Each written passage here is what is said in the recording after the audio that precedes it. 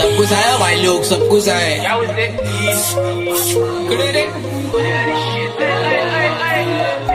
नुसता पैसा, नुसता पैसा, नुसता पैसा, नुसता पैसा, नुसता पैसा, नुसता पैसा।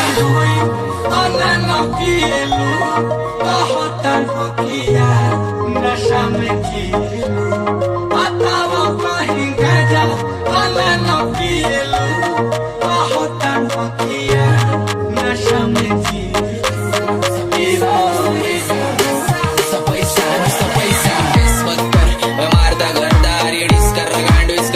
पसंद मेरे ब्रो मैं शान दिखता मला डिस कर दो आए गले रुक तेरे पिक्स लिखता मैं भी बड़े बड़े लोगों में उठता बैठता और तू शिमड़े की दर तू बन भुगते बैठता देखो स्कोर करने पैसे नहीं मैं हंसते छुटता मेरे को मालूम मेरे ब्रो तू मेरे को कॉपी करता तू पहले से खेले होना लिखता देखो पहले तुम बोला था होना लिखता फिर क्या काजू पिस्ता सीधा मैं घुसता मैं सिखाना लिखता सिर्फ नोटा गिरता तू मेरा फैन नहीं है ब्रो लेकिन शो पे दिखता तू लाइक करता बड़े फोटो खुद का मैंने मारता सुनता मैं मेरी माँ का सुनता देखो कौन नहीं सुनता तुम क्या पन सुनता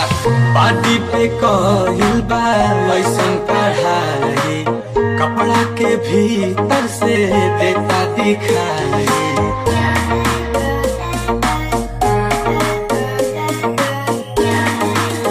फिर क्या बोलती कंपनी पार्टी पे कोहिल बा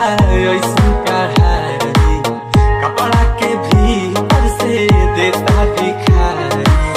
कहवा से किने लू लगो ताकि तुम रहे से Nuestra paisa, nuestra paisa, nuestra paisa, nuestra paisa. Classes के बाहर रुक के वहां ढूंढता मैं काटी सुनता तू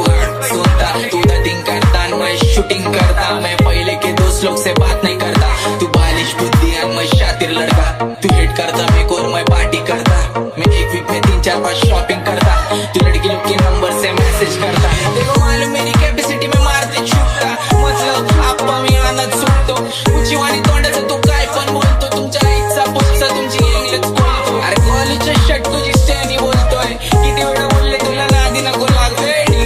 आपल्याला वाडी बोलतोय चालू टाकल तुला स्वतः स्टॅनी बोलतोय